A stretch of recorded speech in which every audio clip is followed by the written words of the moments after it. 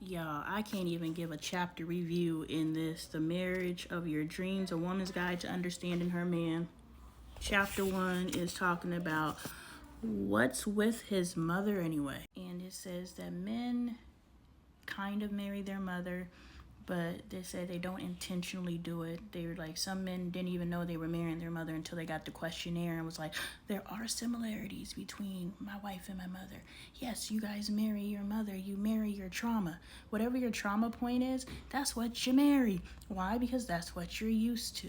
Then it talks about how coddling mothers are, and that's why sons create distance between their mothers, because it's too reminiscent of boyhood. They don't want to hurt their mother's feelings, but they don't really like their mother. I don't want to fuck with her anymore. But I'd rather just ignore her or create distance than be mean to her, because nobody wants to hurt their mammies.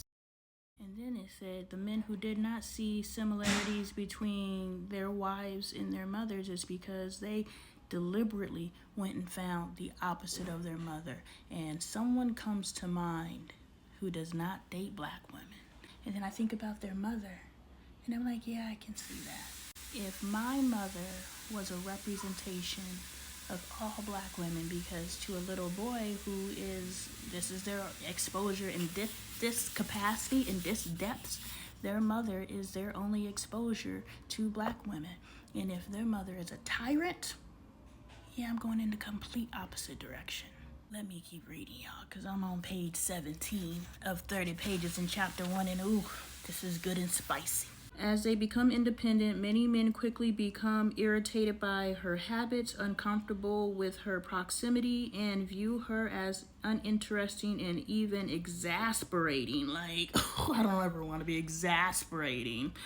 Possibly as an unconscious consequence of breaking those childhood bonds, her loving actions now seem like meddling, fussing, and worrying, reminiscent of boyhood. In this circumstances, a man can barely tolerate more than a day or two in his mother's company.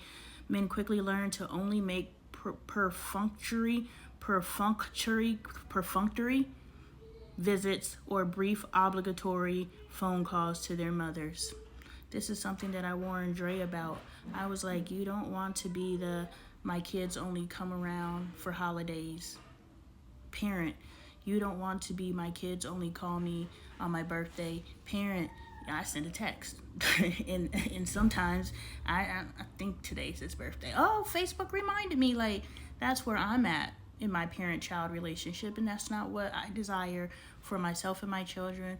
And I caution my spouse in that case. You know, you don't want the obligatory phone calls and the perfunctory visits. I'm gonna keep reading, y'all.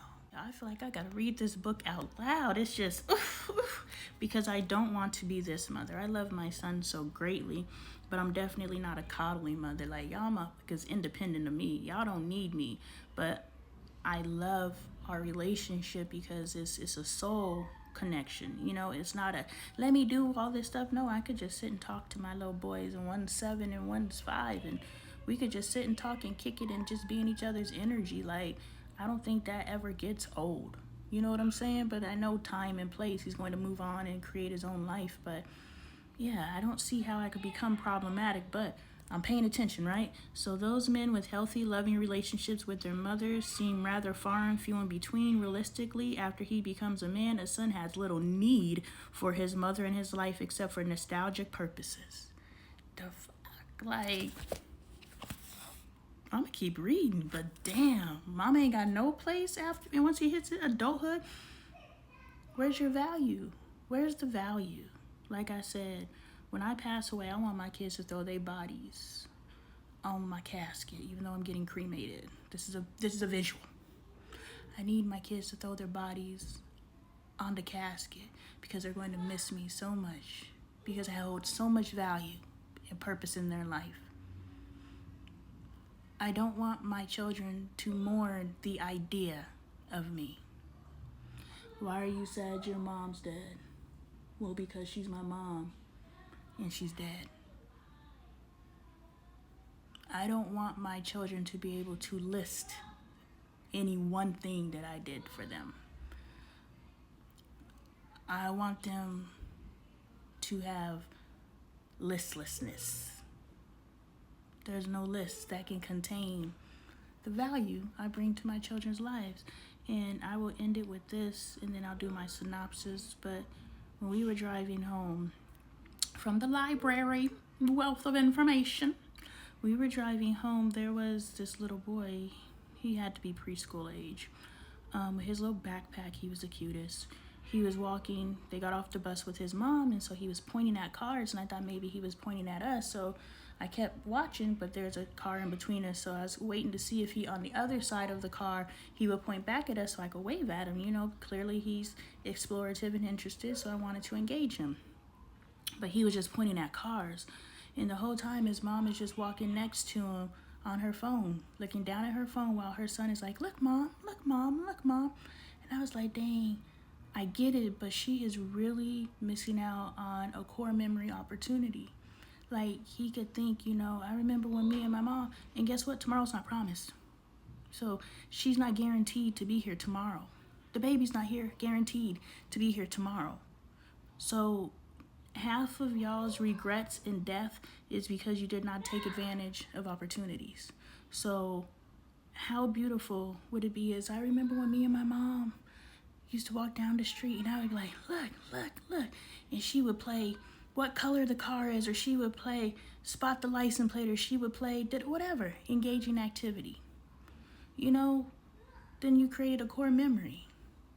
And now, upon your passing, because Lord willing, you go before your kids, the list about you will be limitless. There's no limit to the amazing moments that your child had with you.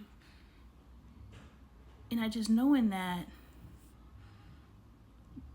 my mother will never be for nostalgic purposes. Like, yeah, I have a mom. Yeah, she has no value. After raising me, like, that's some bullshit. I literally gave you my body. I literally nursed you from these teats. And now I have no value? And this is what we're accepting? This some bullshit, this some bullshit. I'm gonna keep reading. I ain't even made it off of page 17. This some bullshit. We ain't accepting this no more. I'm gonna take this truth. I'm gonna take this reality. But we're not accepting this anymore. Do you understand that what we have done as a mother, if we lose value, and I've heard this from other people, the guy who taught me to allow Bailey to have her space as soon as possible is the only way that Bailey will feel comfortable as an adult coming back to me, because she came back to me in her teens.